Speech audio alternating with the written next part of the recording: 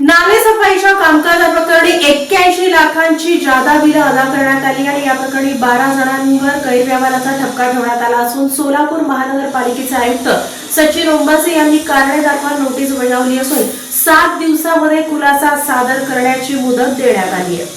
शहरातील नालेसफाईच्या कामात मंजूर दरापेक्षा जादा रक्कम अदा करून महापालिकेचे सुमारे 81 लाख रुपयांचे आर्थिक नुकसान झाल्याचा गंभीर प्रकार समोर आला आहे। या प्रकरणात संबंधित अधिकारी व कर्मचाऱ्यांच्या भूमिकेवर ठपका ठेवण्यात आला असून एकूण 12 जणांवर गैरव्यवहाराचा ठपका ठेवण्यात आल्याची माहिती समोर आली आहे।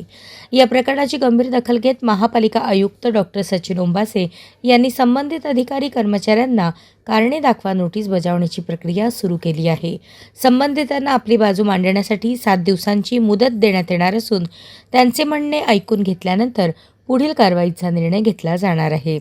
नालेसफाईच्या कामासाठी एक्झॅव्हेटर लॉंग बूमसाठी सुमारे 4,500 रुपये तर शॉर्ट बूमसाठी 3200 रुपये प्रति तास दर मंजूर करण्यात आले होते। मात्र विभागीय DSR तसेच अन्य मंजूर दरांच्या तुलनेत अधिक दराने कामे करण्यात आल्याचे चौकशीच्या अहवालात नमूद करण्यात आले आहे। विशेष म्हणजे कमी दरात काम करण्यास तयार असलेल्या कंत्राटदारांच्या दरांचा पुरेसा तुलनात्मक विचार न केल्याचेही निरीक्षण नोंदवण्यात आले आहे। त्यामुळे नालेसफाईच्या कामाच्या प्रक्रियेत दरनिश्चिती, मंजुरी आणि बिले अदा करताना नियमांचे पालन झाले का याबाबत प्रश्न उपस्थित झाले आहेत। अहवालात महापालिकेतील संबंधित अधिकारी कर्मचाऱ्यांच्या जबाबदारीबाबत निरीक्षण नोंदवण्यात आले आहे। प्रकरणाच्या अहवालात विविध स्तरांवरील अधिकाऱ्यांच्या भूमिकेचा उल्लेख करण्यात आला आहे। त्यामुळे प्रशासनाकडून संबंधित सर्वांची बाजू ऐकूनच अंतिम निर्णय घेण्यात येईल। ठपका ठेवण्यात आलेल्या संबंधित अधिकारी कर्मचाऱ्यांना गुरुवारी कारणे दाखवा नोटीस बजावण्यात येणार असल्याचे महापालिका प्रशासनाकडून स्पष्ट करण्यात आले आहे आणि नोटीस मिळाल्यानंतर संबंधितांना 7 दिवसात आपला खुलासा सादर करावा लागणार आहे।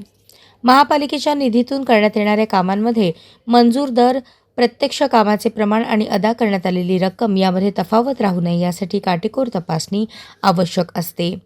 आता संबंधित अधिकारी कर्मचाऱ्यांचा खुलासा प्राप्त झाल्यानंतर प्रशासन कोणती भूमिका घेते तसेच विभागीय चौकशीचे आदेश दिले जातात का याकडे महापालिका वर्तुळाचे लक्ष लागले आहे।